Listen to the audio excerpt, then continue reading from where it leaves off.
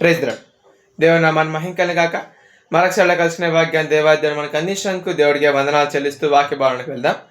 ఈ దినం మన వాక్యంలో ఏం ధ్యానించుకోబోతున్నామంటే, మనం ఎవరికైనా మనం బర్త్డే సెలబ్రేషన్స్ చేసుకున్నా, ఎవరైనా బర్త్డే అయినప్పుడు మనం ఏం చేస్తుంటాం, విష్ చేస్తుంటాం, వాళ్ళు సంతోషపడాలని వాళ్ళకి గిఫ్ట్స్ ఇస్తుంటాం. ఇప్పుడు మనం ఈ డిసెంబర్లో మనం ఏం చేస్తున్నాం, క్రిస్మస్ సెలబ్రేట్ చేసుకుంటున్నాం. క్రిస్మస్ అంటే ఏంటి?